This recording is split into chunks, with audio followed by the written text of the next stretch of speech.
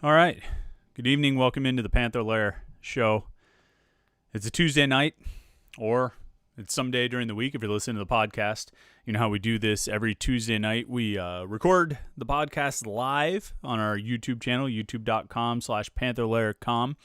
Makes the whole experience a little more interactive. Instead of me just talking, you can get in the chat section and comment, and we can interact. We can go back and forth and have some conversations, and I think there's certainly plenty to talk about when it comes to Pitt. If you're listening to the podcast later in the week, we really appreciate that, of course. We appreciate everybody who checks out the podcast, listens to it, and contributes to it, and I'd like to think of you guys as contributors if you're in the chat section on Tuesday nights at 8:30. You know, we had one of these live stream podcasts after the game on Saturday, after Pitt's loss at Boston College, and that was certainly it kind of worked out. I don't want to say it worked out perfectly. Obviously, the outcome was not very good for Pitt, but with the timing of how the game went, you know, we had the game was at 4:00. It went, past 7:00, 7:30. It was between 7:30 and 8:00, I think, when it ended, and we went live at 9:00, and I think that gave people just enough time to get another beer or two, collect their thoughts, and get in for some conversation. We had a great crowd for the live stream after the game on Saturday night, talking about that game, sort of a post-game reaction live stream. And we'll do that again this Saturday, too, with this Miami game, Pitt at Miami. That's a noon kickoff. I haven't decided yet if we're going to do one sort of mid-afternoon, if we're going to wait until 9 o'clock till everybody gets good and sauced to have a post-game live stream. But we'll do one again this afternoon because I think it's important. Well, I'm not going to say I think it's important, but I think it's fun and enjoyable for us to all come together and just kind of chat for a little while and talk about the game and the team and the program and everything that's going on with the in the world of Pitt sports, as it were, after a game, particularly if it ends the way that the game did on Saturday, when you end on a missed extra point. And funny anecdote, funny side story here as we get going. I know people are still kind of filing in, I should say, to the chat room. So I'll just tell this sort of this little story on the side before we get going here. But watching the game on Saturday, my kids are kind of in and out of the room. You know, they're watching some, and they like watching football. They're little, they're 8 and 6. And so they don't really have the patience to watch a full game, a full 3-hour game. So Sundays, we'll, for a Steeler game or whatever game's on at 1 o'clock, we'll watch the first 2 quarters. And then at halftime, they'll go up to their rooms for some quiet time, some reading time. And then maybe they'll come back down and catch the end of the 4th quarter, something like that. That's about their attention span. And so Saturday night, they watch some of the first half with me, and then they go play, and then we eat dinner at halftime. Kind of worked out well. Shout out to my wife for making dinner to line up perfectly with halftime. I'm back downstairs. They're playing and stuff. And, right around the 4th quarter, they come back and they're watching it with me, and they see the Pitt's losing. And, Kessman lines up for a field goal. And I'm like, guys, this is 58 yards. And they're like, Dad, that's bigger than half the football field. They're really excited about this. And they're like, wow, he's going to kick it so far. And I'm like, I don't think he's going to make it. It's 58 yards. This is be like this is beyond, NFL range out here. And he nails it. And so they're all excited. They're really excited. And it gets to overtime, and I'm explaining the overtime rules and all this stuff. And Boston College scores a touchdown. And I'm like, okay, guys, so Pitt has to score a touchdown here, or else the game will end and they will lose. They have to score the touchdown to tie it up to go to another overtime. And they're all excited. And it's 4th down, and it's a conversion. It's 4th down, it's a conversion, and all this stuff. And they score the touchdown, and my kids are excited. And they get worked up about everything. And so my oldest son, he's 8, and he says, "Okay, now they just have to kick this field goal." They call it extra points field goals. And I'm like, kids, taking it really serious. Like, they don't understand. Like, extra points are automatic. Guys always make extra points. And it's like my son said that. He's like, oh, no, now they just got to make this. They only need one more point, and they will tie it. They just got to make this kick. And my first thought was, kids, oh, geez, these kids, they just, they take it very seriously like that. They don't realize, they haven't watched football games for 40 years or something to understand. It's extra point. It's automatic. But just as I thought that, and they're still lining up on the screen and stuff like that, the thought crossed my mind of, it's funny that I'm dismissing my son's concern right now because he very well could miss the kick. And of course, we all saw what happened. And I think with the way that game ended, to roll, to go down like that, we had an hour or so to sort of all collect our thoughts and then do the post-game reaction live stream. And we did that. And I think it worked out really well. So like I said, we're going to do this again next week. We'll have another post-game live stream, and we'll talk about the game afterward. We'll talk as long as we need to. I think we were on for 45 minutes or something last week.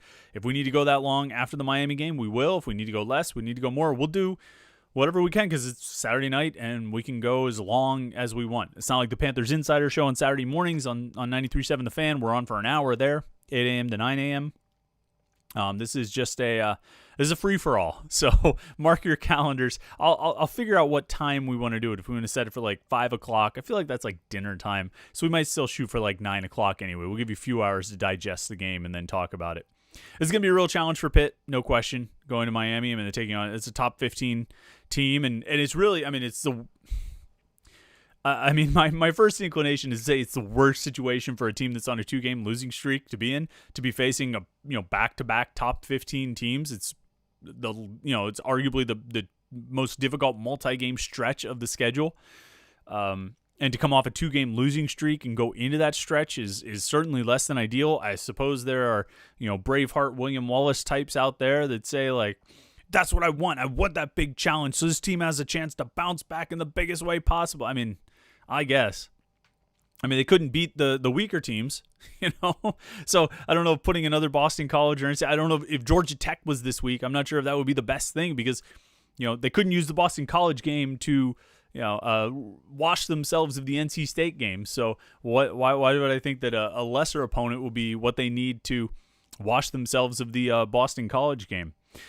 There's different directions to go this week as we talk about this team heading into the Miami game and overall. And I feel like a lot of the conversation in the last few days, not all of it, but a lot of it has been sort of big picture. It's been about Pat Narduzzi, and it's been about Mark Whipple, and it's been about those guys and their job status and whether they should feel some heat and whether they should be, quite frankly, whether they should be fired, if Whipple should be fired mid-season. This is what the fan conversation is, which is probably inevitable that you're going to have those discussions come up when you're, back-to-back losses to teams that you think you should be better than when you're in year 6 of, your coaching tenure. And I understand that. I understand where it comes from. To me, when I sit down and it's, 5 games into a season and there have been some wins and there have been some losses and there's some things we can definitely take from the wins. There are some positive things you can take from the wins and certainly a lot of negative things you can take from the losses. I oftentimes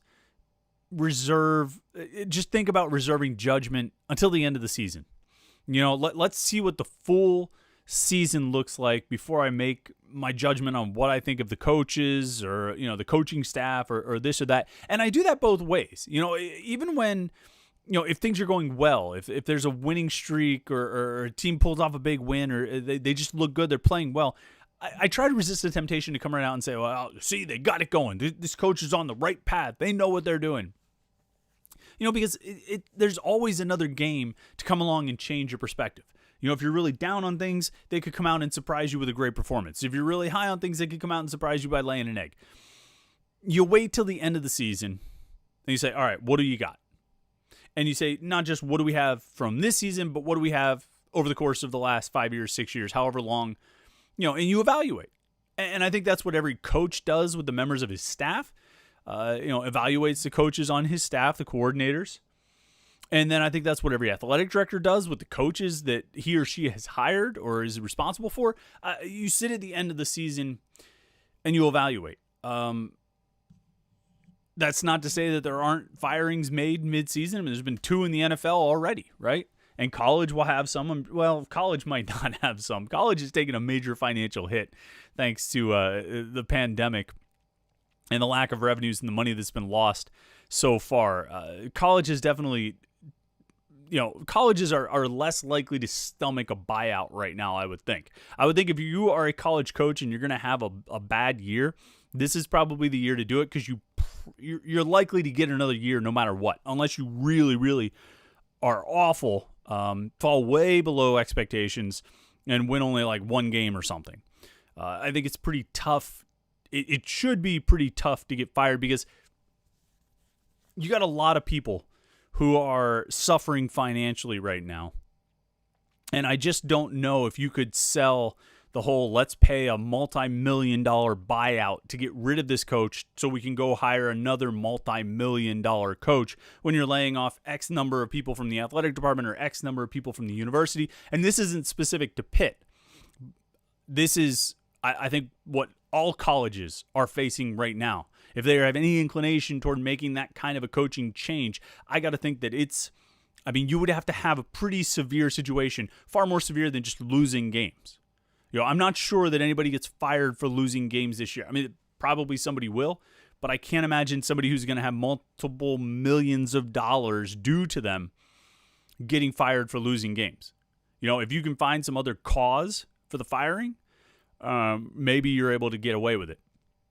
And maybe you get away with it without having to pay that buyout. But if you've got to pay money to make someone go away so you can pay even more money to somebody new to come in, that's a tough sell. I'm getting way off track, though, because like I said, getting back to what I was talking about, it's the big picture versus the small picture. And right now, a lot of people are talking big picture. It feels to me like the more,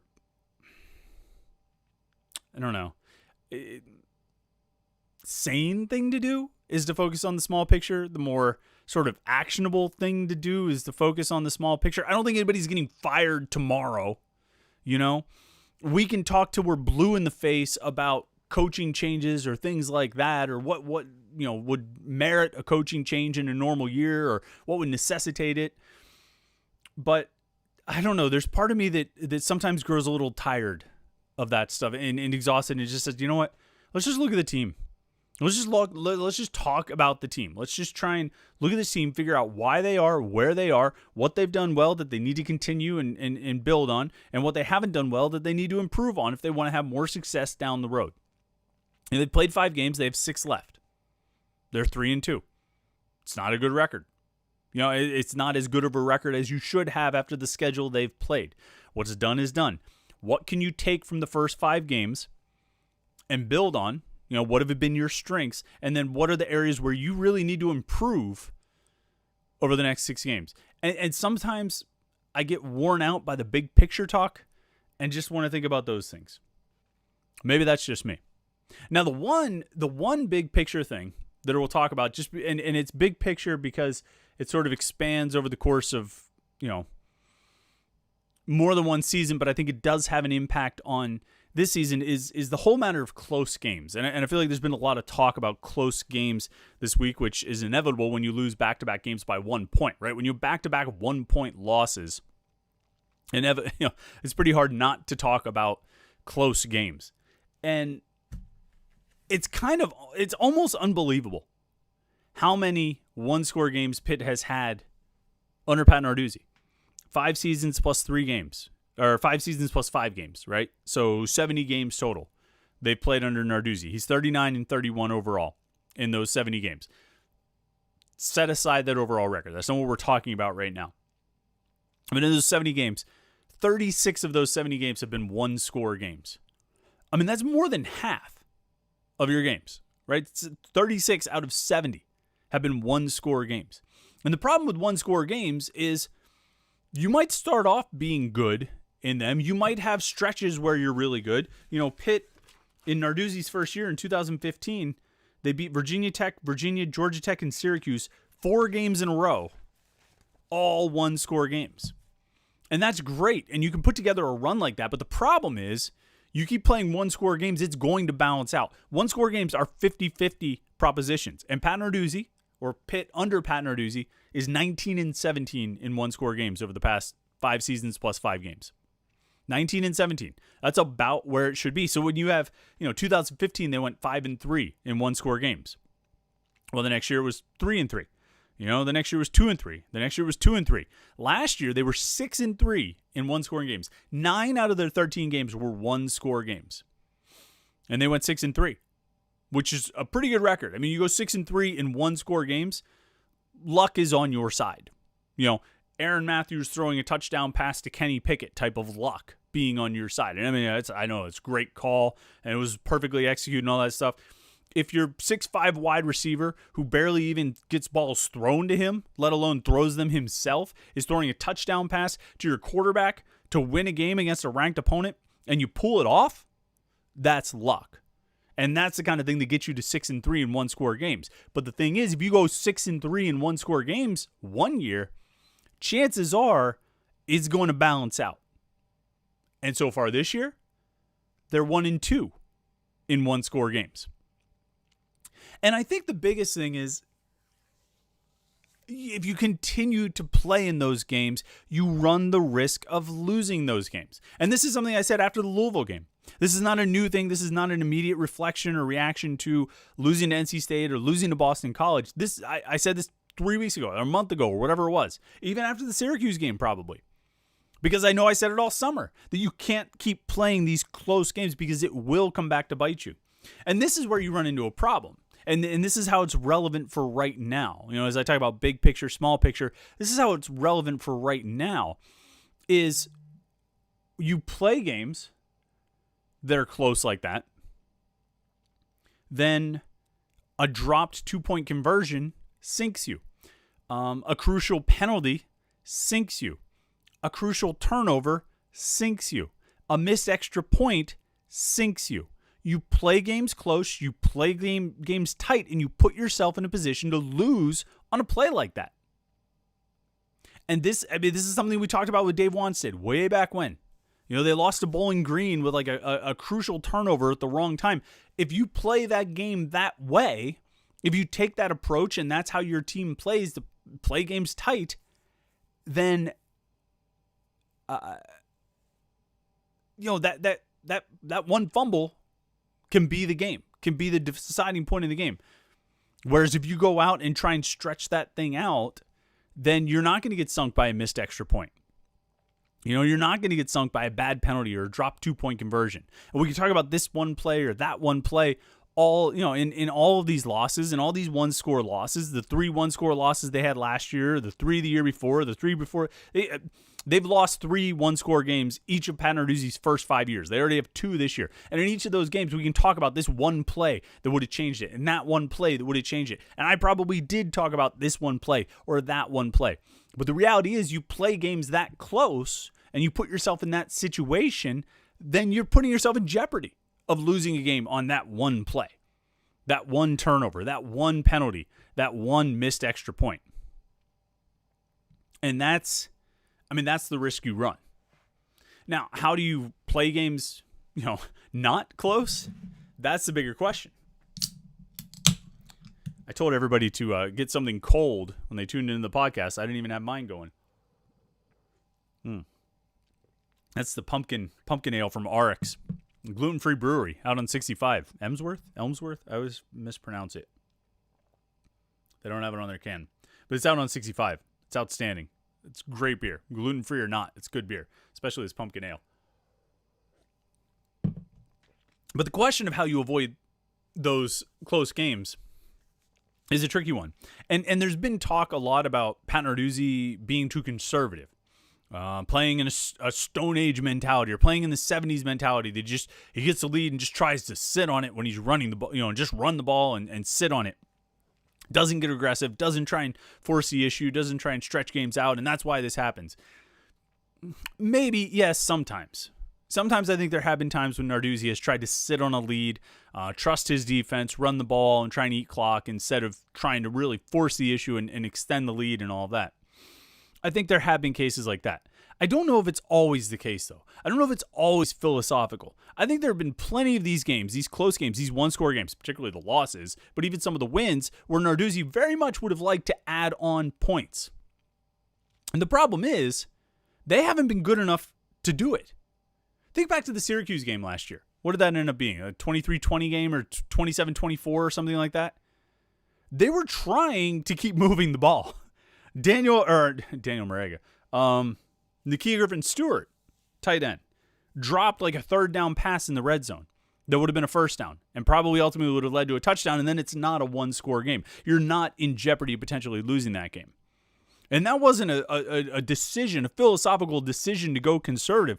This team has been so inconsistent on offense for the better part of the last 3+ seasons that you couldn't rely on it to extend a lead in the second half. You were lucky for anything you could get out of this offense. And it's not just a philosophy. I think at times it has been a philosophy. At times it has been a desire to be conservative rather than aggressive. But I don't think you can just sum it up like that. Because I think that ignores the fact that this team has, at a number of times, almost rather consistently and reliably, had execution issues on offense.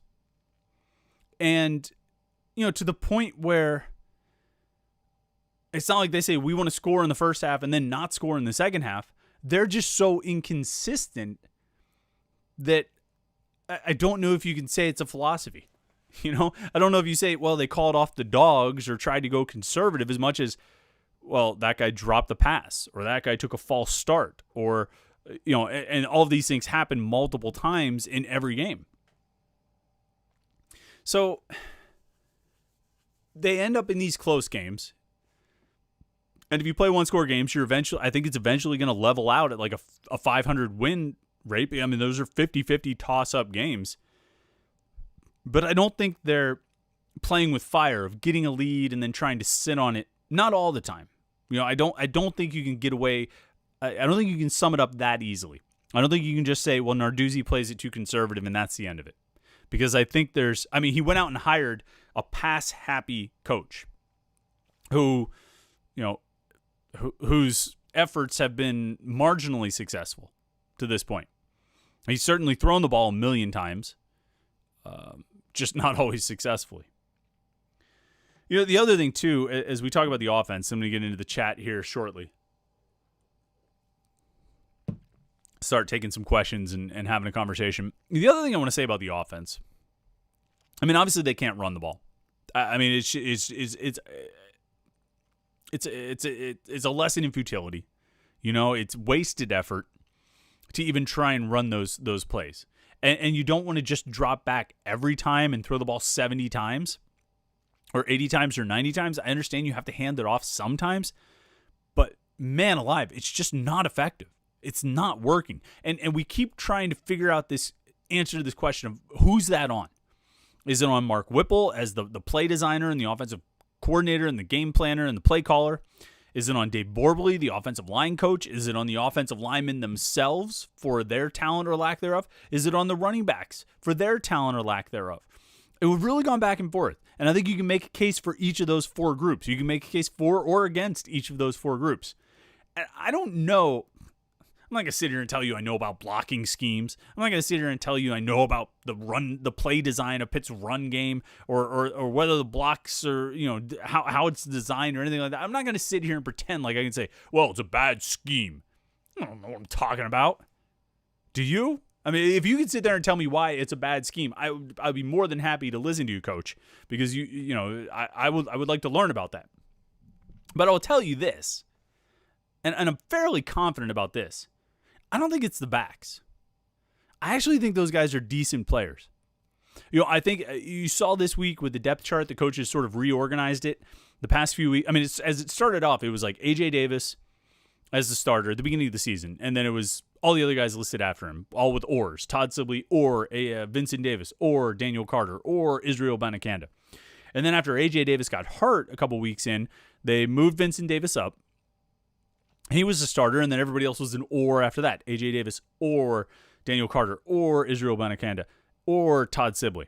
Well, this week, with Sibley A.J. Davis being hurt for a little bit, he played one snap at Boston College, didn't play in the last two games before that, or missed the NC State game, I should say. This week, they've got Vincent Davis as a starter, Israel Abanikanda as his backup, no or, and then Daniel Carter behind him, and then Todd Sibley or A.J. Davis.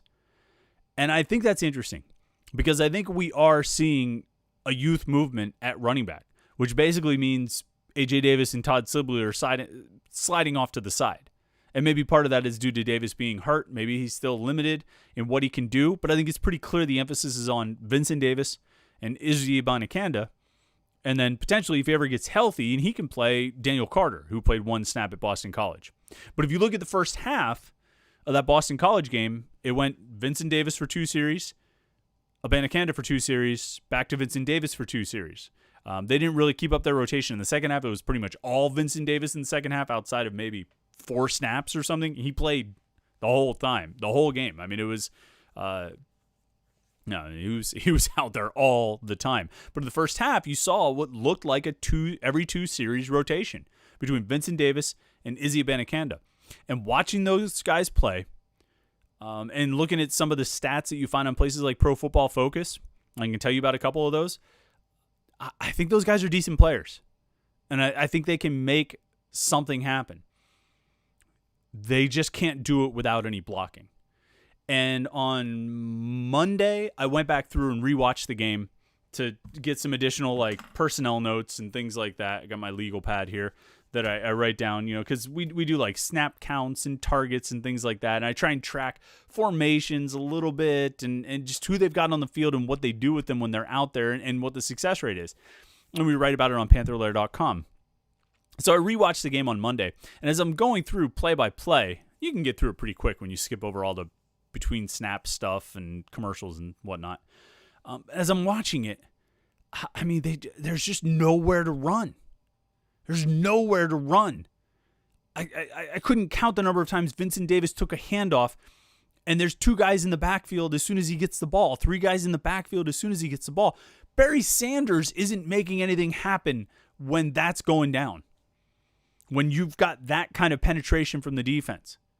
Now, if you want to say it's on the talent of the offensive lineman, fine. If you want to say it's on the coaching of the offensive lineman, fine. If you want to say it's on the scheme of the offense, fine. I don't know about any of that. What I do know is I think the backs are pretty good.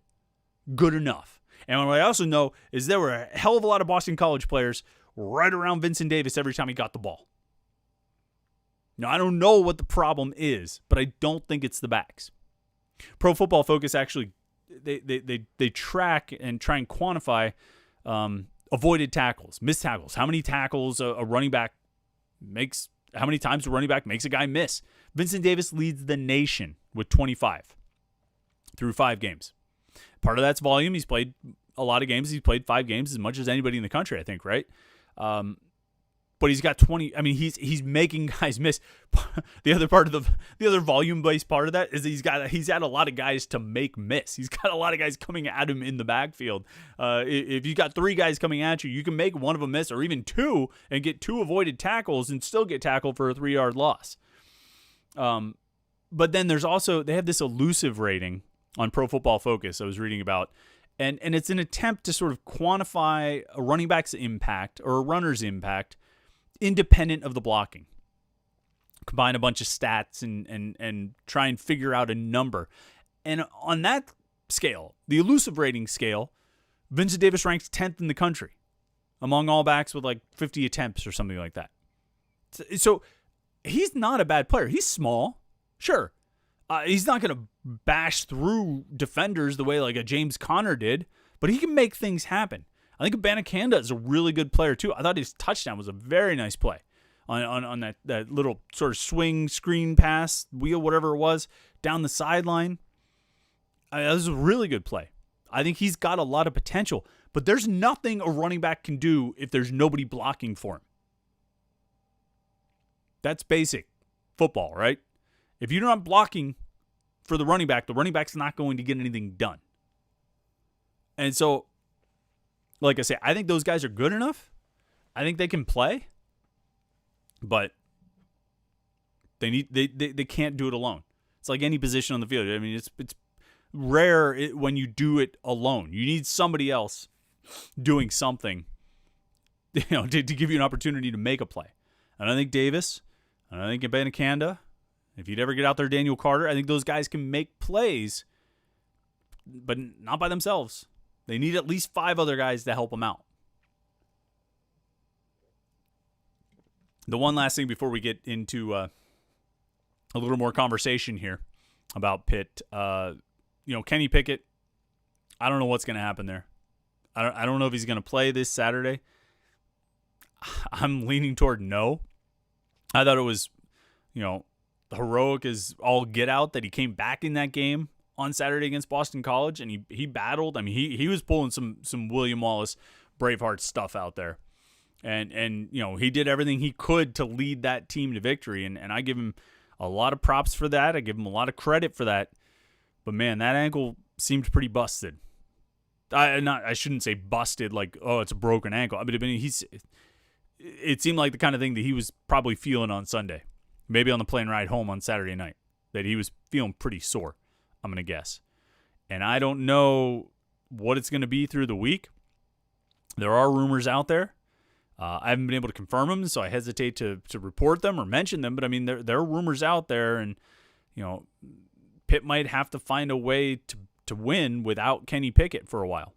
We'll see. I mean, we'll see what happens. I'm not going to count that guy out. I think if he can stand up, he's going to try and be in the game.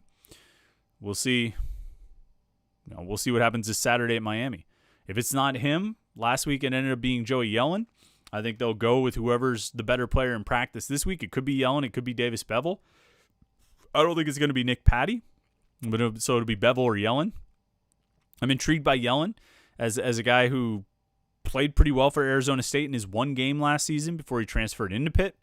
I think I'm intrigued by Bevel too because he's a big quarterback. He's got a funky throwing motion, but he can run around a little bit.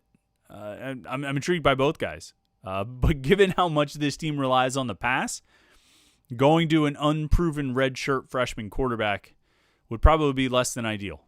You would really like to have the running game going, and they're going to go and face Miami, who, if there is a backup quarterback out there, they are just going to tee off on him because they're not going to have any worries about the running game. They know that Pitt is going to try to run the ball, and they're probably going to be able to stop them because Pitt hasn't really had a lot of success running the ball against Miami, at all recently. Even in, 2018, they couldn't do anything down there, and that was when they had 2,000-yard rushers. Admittedly, that game was played without Jimmy Morrissey. That was the first game he missed, and that definitely hurt the offense. I think in 2017, they didn't really. I mean, Kenny Pickett made some plays with his feet. Quadri Olson did a nice job, but it wasn't like they. They didn't have a 100-yard rusher, did they? I don't think Darren Hall ran for 100 yards or anything like that. I mean, Pitt has struggled to run the ball against Miami, even when it's been a good rushing team. And this year's team is not a good rushing team, so. If they have to go into that game at Miami and play without Kenny Pickett, it's going to get a lot tougher. It's going to get a lot tougher. All right, let's talk to some fans here. Let's see what's going on in the live chat. Appreciate everybody who's here, tuning into the live stream. Let's check some of the questions here. Dale Gribble. The beginning of the season, I thought Pitt would win 9 games. Now I think we will only beat Georgia Tech. Disappointed. Yeah, I mean, that would be disappointing if the only win the rest of the way is Georgia Tech, if they go 4-7 or whatever that would be.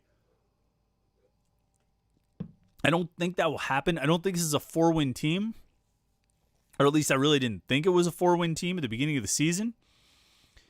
But, yeah, you look down the rest of the schedule with the way that they played against NC State and the way they played at Boston College, it's hard to circle 5 more wins, to get to 8, or 4 more wins to get to 7.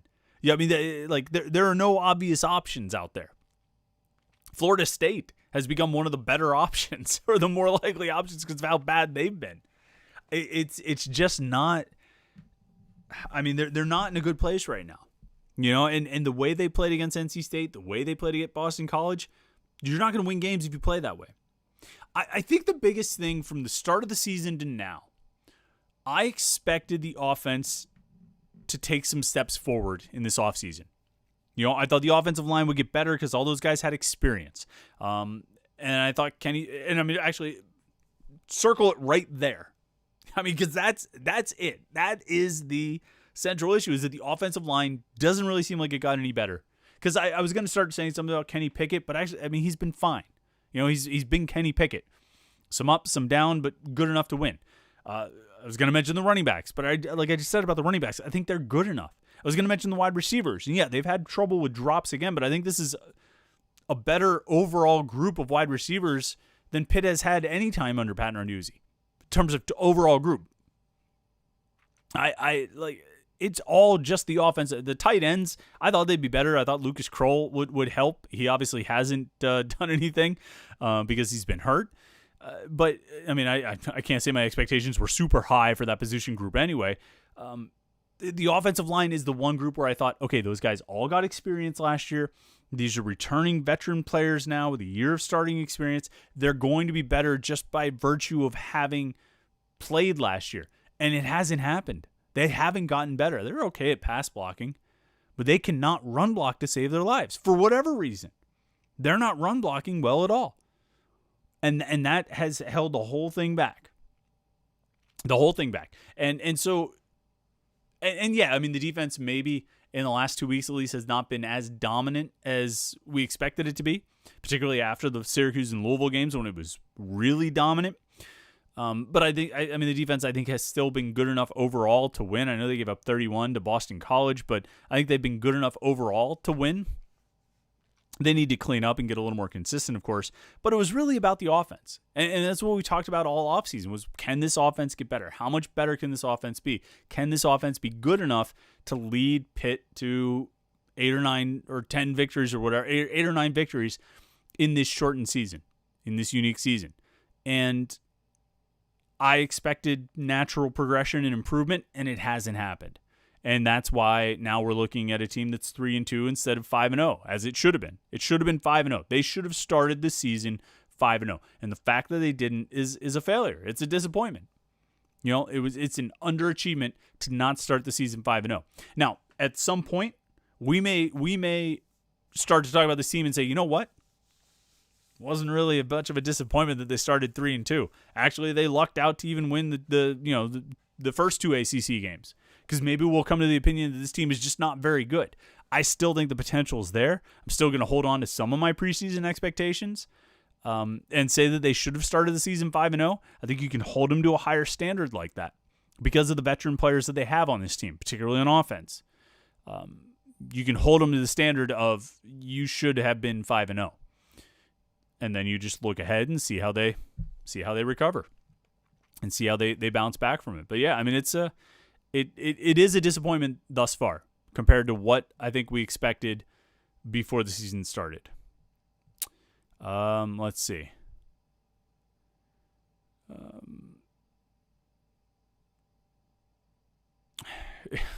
RJC Man 38 says it's cheaper to get rid of Heather Lyke, replace her with a strong football AD that can hold Pat Narduzzi accountable.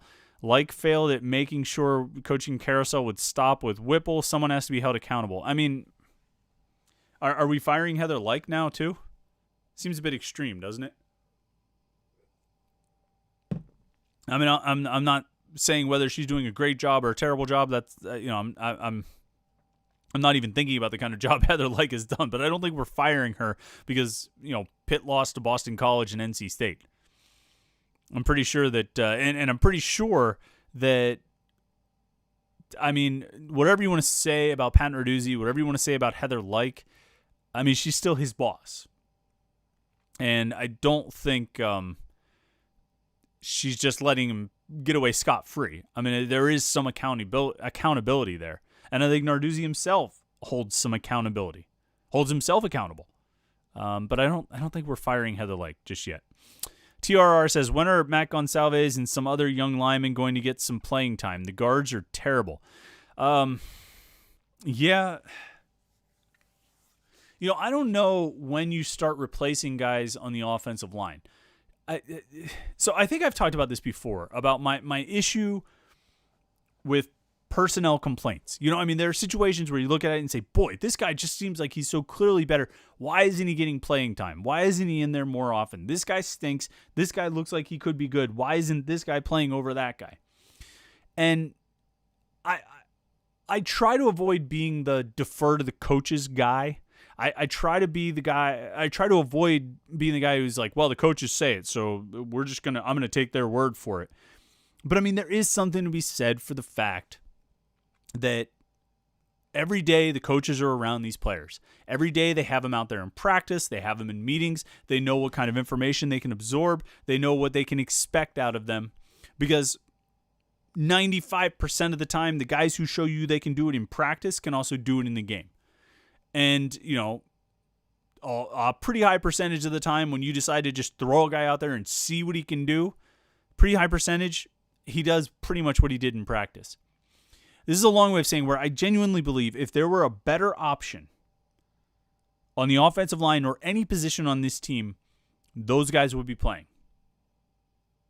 And that goes for running back. That goes for offensive line. And I think that goes for the defense, although I don't know if there are a lot of calls for unseen players or younger players to step in and take over a job on defense. But I genuinely believe if there were better options out there, if there were guys that the coaches truly believed could give them a better chance of winning, they would do it. Because look, the coaches have a lot riding on these games, right? And these coaches have a lot riding on these personnel decisions, right? I mean, they have their jobs, their livelihood, their families. I mean, this is all riding on whether or not they can go out and win a football game. And if there's a guy who can give if there's an offensive lineman who can give Pitt a better chance of winning, then Dave Borberly, I believe, will use him. And Mark Whipple, I believe, will use him. I think they have the guys they believe in. Now, I mean, we'll see. Jake Cradle didn't play last week. Owen Drexel stepped in at starting center, and Jimmy Morrissey shifted over to right guard. We'll see what the lineup is this week. Pat Narduzzi said he expects Jake Cradle to be ready to go for this Miami game. And so I would expect he'll step back in at right guard and Morrissey will slide back over to center. We'll see if they make any other changes. Maybe a guy like Gonsalves does get opportunities. I do think he is one of those young linemen that the coaches are excited about. I think they think he's got a great future and a great potential, but he's also a redshirt freshman. So, I mean, he's rather young, and they've got some upperclassmen that I think they want to believe they can count on. But those guys aren't getting it done. I don't think Keldrick Wilson, the graduate transfer from Hampton, didn't play at all at Boston College, played just a little bit at NC State. So, he's not ready. He's not capable of helping. And again, I mean, the coaches aren't infallible when it comes to these kinds of things, but I would say that if there's a player out there that shows in practice he can give them a better chance to win, they will use them. Let's see. Josh Newark, your retweet of Pitt donations got me thinking. Should Pitt double or triple the cost of donations for season tickets? Pitt will not run off the small diehard fans. Also, our ticket prices are really cheap. Yeah, there was a tweet thread on or a thread of tweets on Twitter from a Pitt fan kind of talking about donations, and I thought it was really interesting. I can't even do it justice to explain what it said. But to Josh's question, I mean, should Pitt raise the donation levels? I think Pitt wants to grow its fan base and wants to grow its amount of donations on an annual basis by growing the fan base. So rather than charging more to the people who are willing to come to your games, I think they want to get more people willing to come to the games. And kind of grow it that way. And you get a stronger base of season tickets, and then maybe you can increase the donations. I don't think the way to get more money out of the fans is by asking them for more money. I think it's by getting more fans. But that's just me. I'm not in athletics. I'm not a donations guy. I couldn't tell you if that's a good plan or not. Let's see. Lucky Cheaper says, I don't know if apathy is set in, but I'm convinced Pitt will never get better than 8-5 under Narduzzi, no matter how talented or experienced the players are.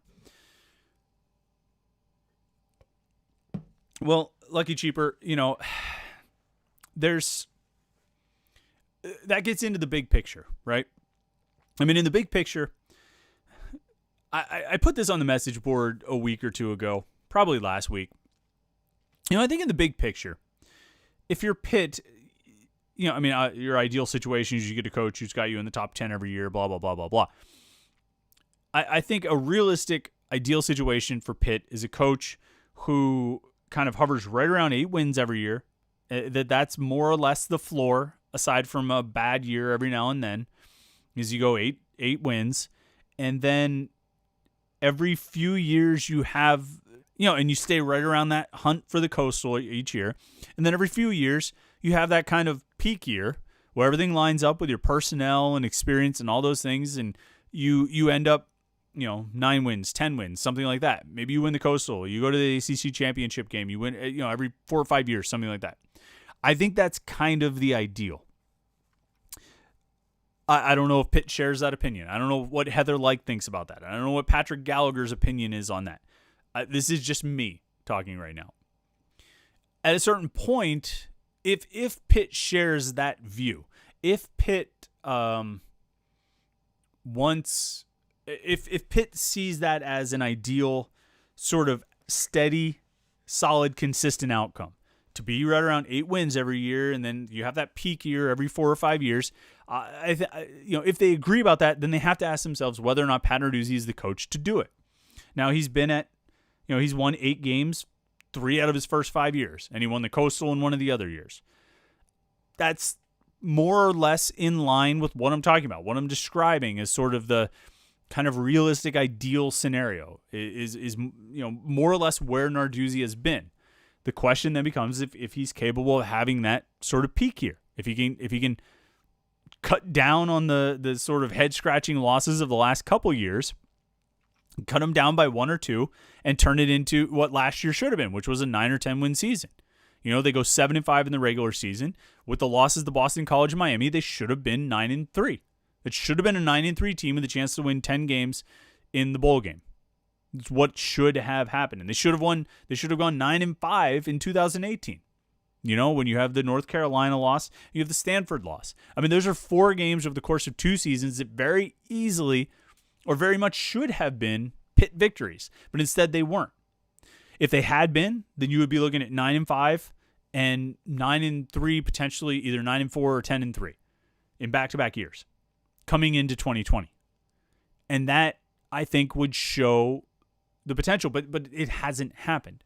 So at some point, Pitt is going to have to ask itself, the people who make these decisions are going to have to ask themselves, does Pat Narduzzi get this done? Does he provide us with that ceiling to break through every couple years, every few years or so? And that's a question that they have to ask. I can't answer that. I don't know what the answer is. All I can look at is what has happened thus far and try and guess about what might happen down the road. TRR says, I like Heather Lyke, but she needs to help Pat Narduzzi get it together on offense. New offensive coordinator, new O-line coach, new tight end coaches are needed. I think, let me say this. I don't think Pat Narduzzi needs any outside influence when it comes to firing coaches. All right? I mean, run down the list of coaches he has fired over the past 5 years.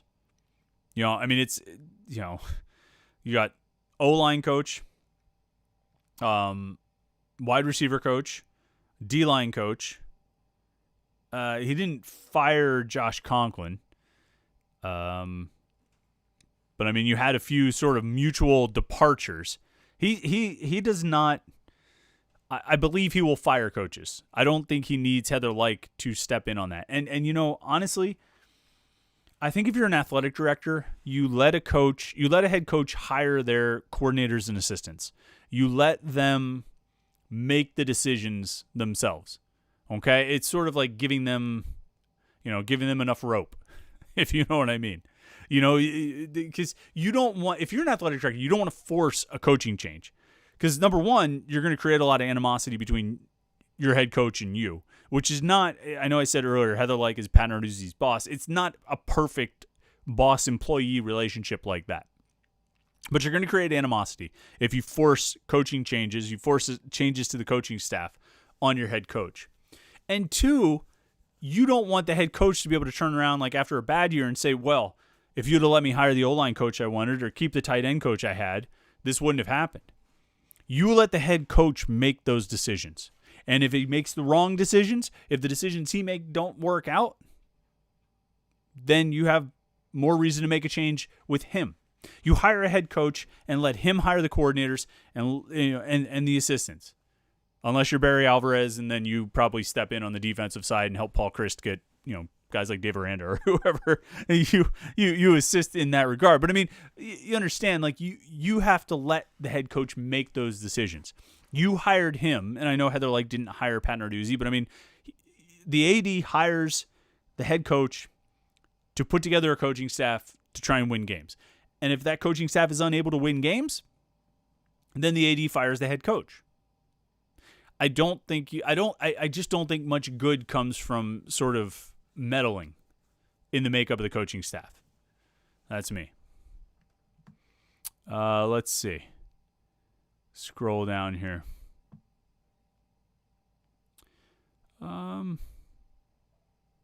See through the comments here.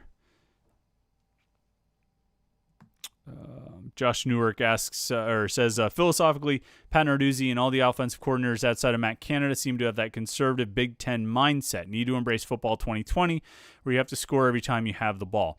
I see, but that's the thing, though, Josh. I don't know if Pat Narduzzi has that mindset. You know, And you separate with Canada, but that offense had trouble scoring in the second half too. They were a better first half offense than they were a second half offense. Now, maybe that's a philosophical issue with Narduzzi. Maybe he's too conservative.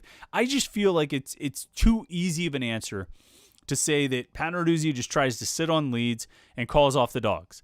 Like I said, I think there have been times when he has attempted to do that, but I think there are times when every coach tries to do that. And there are times when it has worked, and there are times when it has failed. Overall, I think Pitt has a far bigger issue with personnel, with execution. I think there are plenty of issues that have made it hard for Pitt's offense to put games away, you know, leading to these 36 one-score games over the past 5+ seasons, you know, over the last 36 out of the last 70 games being one-score games. I think there are a lot of reasons for that. I don't think it's just philosophy. You know what I mean? I don't think it's just a conservative approach. Let me see here. David O. Chris, is there any chance we could make a trade with the Steelers? We give them Whipple for Canada and a player to be named later. I don't know about that. I don't know about that trade. I mean, I think Matt Canada was under consideration last year when Mark Whipple was hired, and I think it was just decided by both parties that they just didn't want to go down that path again. Pat Narduzzi and Matt Canada. I think he considered Canada again, just decided not to go that route again. And I think both guys sort of decided it wasn't going to be a good fit. And Matt Canada, I mean, he's very good. You know, he's very good at what he does. He also had the perfect personnel to run his offense when he was at Pitt in 2016, because it's not like it worked at LSU for a variety of reasons. It worked at NC State sometimes, kind of. It wasn't exactly like it was at Pitt. It wasn't as successful as it was at Pitt. And it really didn't work all that great at Maryland. And you saw what happened when Matt Canada was named the interim head coach. Now, it's an incredibly difficult situation, right? I mean, that he stepped into when he took over. And you don't want to judge a guy's coaching acumen on what happens in a situation like that. But it's every time somebody brings up Matt Canada, even if potentially as a head coach, I say, you know, Maryland didn't hire him. I mean, he was in the program. He was part of the program. He probably had the support of the players, and Maryland didn't hire him. He had an on-the-job audition, and Maryland didn't hire him. I don't know. I don't know. It stands out to me. Let's see. Josh Newark says, can't extend leads because the offense is simply one-dimensional. 2018 was run. 2019-20 can't run it at all. Yeah, I mean, and that to me is a bigger problem than any kind of philosophy or you know, going conservative or anything like that. You know, I mean, 2015 when they had 8 games out of 13 that were one-score games. I don't think it was a matter of trying to get conservative in the second half. I mean, you know, they had, you know, fourth quarter comebacks in some of those games. They won a bunch of those games in the fourth quarter. And if you recall, at the time, I think there was a lot of enthusiasm for Pat Narduzzi because he was able to win those games in the fourth quarter in 2015. The Georgia Tech and the Virginia Tech and the Virginia and Syracuse, that run there, that got people excited. But I think, particularly in the last 3 seasons, the last 2 leading into this year,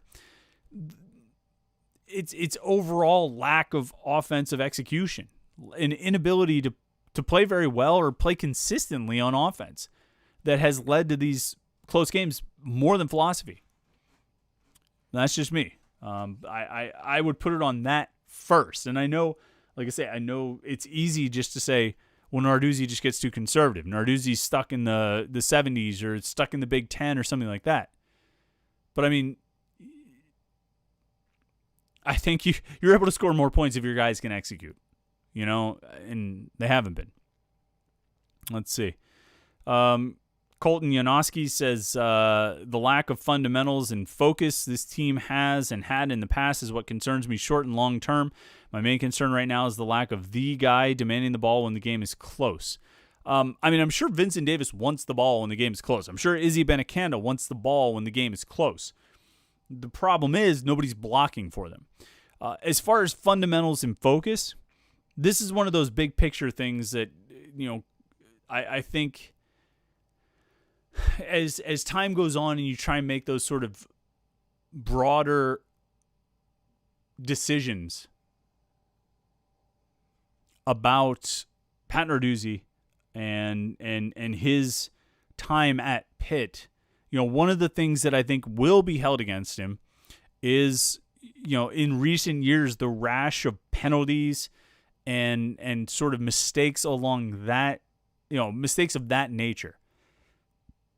Because that doesn't reflect well on a coaching staff, and it doesn't reflect well on a head coach, particularly when there's a feeling that a team will take on the sort of temperament or the image of its head coach. And when this team goes out and commits the penalties that they do, it doesn't reflect very well. And so that is an issue, and particularly the fact that it seems to be increasing over the years. That's troubling, very much. Let's see.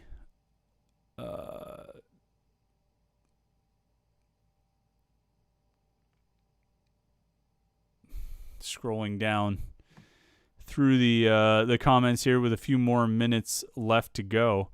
TRR says where the there's actually a lot of comments. I'm just going to single out TRR's question about the safeties. Just looking at, there's a lot of questions and comments about the defensive backs, about Jason Pennock, about the safeties.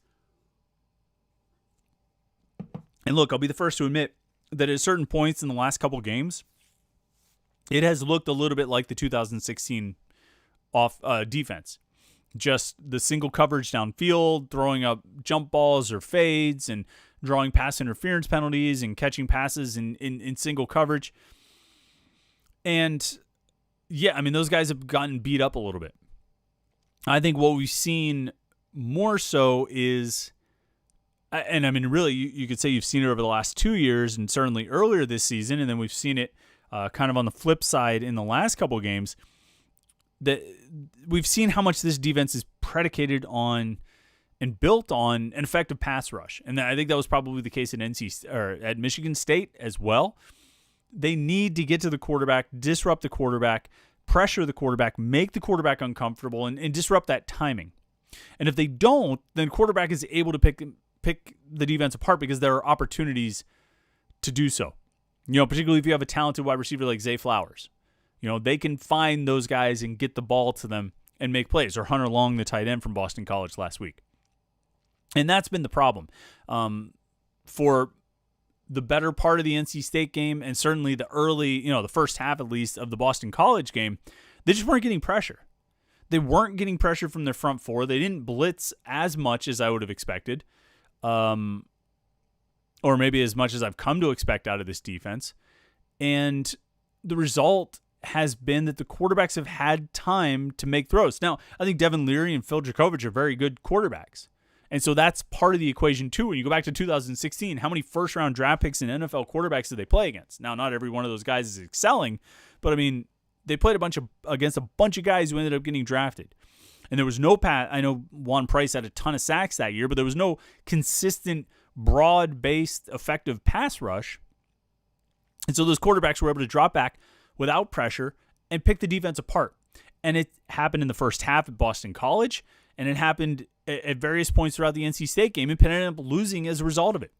These teams were able to go downfield. These teams were able to find the single coverage matchups, the one-on-one matchups, and take advantage of them. I think there have been some holes in the secondary that perhaps have been exposed, but more to the point, I need to see Rashad Weaver step it up, and I need to see Patrick Jones keep playing at a high level. And I think Weaver and Jones have both been really good at various points this season, for the most part, all season. They need to play at a high level all the time. They're backups when they're in there. John Morgan, they need to get Habakkuk Baldonado back out. And it's hard to get a lot of push from the interior, but they do have Kalijah Cansey playing at a really high level right now and rushing the passer well. That's what they need. They need the work to get done up front in order to make things easier on the back end. That's what it comes down to. I think that's what this defense relies on. And when they've been good, like they were for most of last season, like they were earlier this season, they've been getting after the quarterback and putting up numbers. When they haven't been good, when their defense has looked like it's being picked apart, they're not getting pressure on the quarterback. It's not hard to figure out. And this is the case with a lot of defensive schemes. I think it's heightened in Pitt's defensive scheme because of that single coverage and how teams are able to pick it apart if you give the quarterback too much time. So you go into this week's game. We didn't even talk about Miami all that much, but I feel like the focus is on Pitt anyway. You know, if Pitt's going to have a chance to beat Miami, Pitt has to fix its own problems. You know what I mean? They've got to rush the passer better. And they're going to contain De'Aaron King and not let him get out and run around and make plays like that. If they can contain him, you know, I don't think he's as good of a passer as Jurkovec or Leary. So if they can contain him and not let him make plays with his feet, they should be able to, you know, keep him under wraps a little bit. But they've got to rush the passer better. And they got to keep trying to find answers in the run game. And I don't know what the answer is. And maybe at this point, maybe it's not going to get any better. Maybe the run blocking is not going to improve. And if they have to play without Kenny Pickett, I don't know, man. Not real optimistic on that one. But you know what? Like I said, we will come back and talk about it after the game. It's a noon kickoff on Saturday. Pitt at Miami. We'll probably do a live stream at 9 o'clock. So pencil that in. I'll decide for sure what time we're going to do a live stream post-game discussion of Pitt and Miami and talk about that. I'm thinking probably 9 o'clock. I like those Saturday night ones. We can get a beer and all that kind of stuff and have fun and talk about it. In the meantime, make sure you check out the website, Panther-Lair.com, Pittsburgh.rivals.com. It's the most comprehensive source of Pitt sports news on the internet, football, basketball, recruiting. You can find it all at Panther-Lair.com. And, of course, we have message boards where there's been plenty of discussion all week. Believe me, the message boards have been lively as always over the last few days and certainly the last week and a half at Panther-Lair.com. So come and join the conversation. You like Pitt. You like Pitt football, Pitt sports. There's no better place online to talk about Pitt sports than Panther-Lair.com, Pittsburgh.rivals.com. Saturday morning, I'll have the Panthers Insider Show on 93.7 The Fan. That's 8 a.m. You can listen to an hour of Pitt sports talk on The Fan. You don't have to watch the YouTube live stream or listen to the podcast. You can just turn on your radio in your car or wherever you like to listen to the FM dial, 93.7 The Fan, right here in Pittsburgh. You can also hear it, I think, on the radio.com app, 8 a.m. to 9 a.m., the Panthers Insider Show. And then, like I said, we'll have we'll have some post-game reaction Saturday night to talk about Pitt, Miami, see what we thought of that one. So it should be plenty interesting. And then next Tuesday, we'll be back next Tuesday night, 8:30 p.m. for another live stream of the podcast. While you're here watching the podcast, we really appreciate it. Make sure you subscribe to the Panther-Lair.com YouTube channel. That's youtube.com/Panther-Lair.com, Pantherlaircom, one word, no punctuations or special marks. YouTube.com/Panther-Lair.com. Subscribe to our YouTube channel. We really appreciate it. We've been getting A lot of good numbers out of it. Want to keep those numbers up. So thanks so much for doing that. Thanks so much for tuning into the live stream. If you're listening to the podcast later in the week, thanks so much for listening to the podcast. We appreciate it. Have a great rest of the week. Enjoy the game on Saturday. We'll talk to you Saturday night.